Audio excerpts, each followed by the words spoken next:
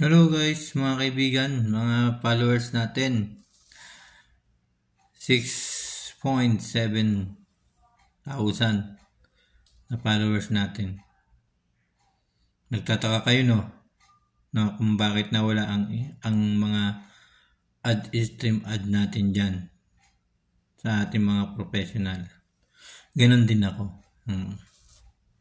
Ganon din sa akin. Nagtaka rin ako ba't nawala. Ayun mga guys, oh. Nagtaka ako bakit nawala yung aking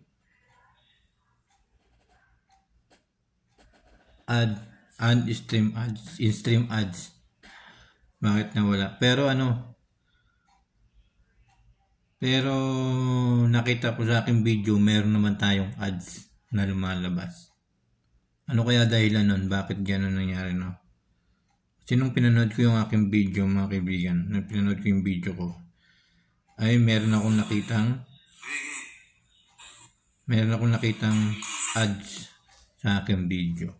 Hello mga guys, mga tropa dyan, mga subscriber natin. Yan, para po sa inyo natin ito. Diba? Kasi, Papakita ko sa inyo para makita nyo na merong ads pa rin yung ating mga video. Kahit wala na ito sa ating Yours tool.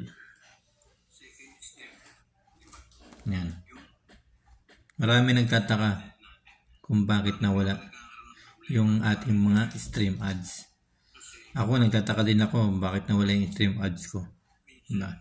Pero makikita natin dito para mapatunayan natin kung wala na talaga yung ating stream ads sa ating mga Yours tool. Antayin natin. Panoorin natin. step 2, kapag nag-apply po tayo sa monetization, yun ang kadalasan ng mga nangyayari. Kaya, Pinapanood ko yung aking video para maipakita natin sa mga tao na dapat kapag nawala yung ating ads. Ayan. isang cellphone, isang Ayan po mga kaibigan. Patunay na mayroon pa rin tayong ads kahit na wala na sa Yours tool. Diba? Pero bakit ganito meron pa rin? Diba?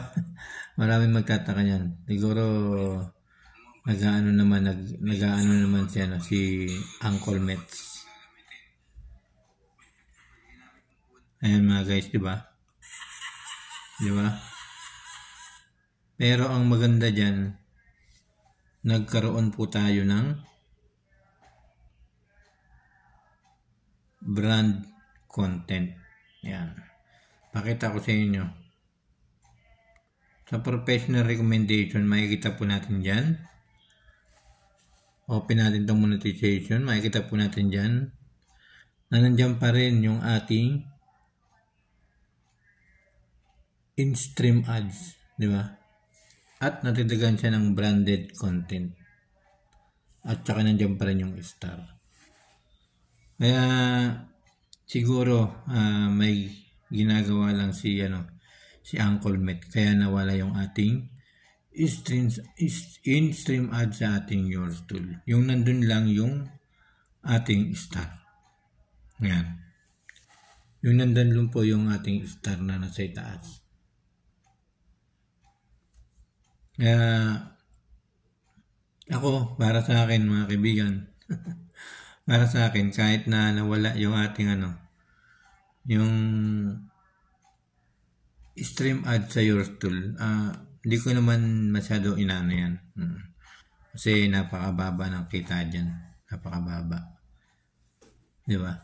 Kaya nagpo-focus ako sa aking YouTube. Kaya sa lahat ng mga gusto mag-YouTube, kumuha ng YouTube channel. Ayan. Kung gusto niyo pong magpatulong, mag-advise kung paano gumawa ng YouTube channel o yung mga problem, di ba? May mga problema sa YouTube. Message mo lang po ako yan. Pwede po kayo magtanong sa akin. Maraming salamat po sa inyo lahat. And thank you. Huwag po tayong masyadong kung nawala yung ating stream ads sa Yours tool. Kasi, challenge yan, baga. Maraming salamat po sa inyo lahat. Thank you so much everyone.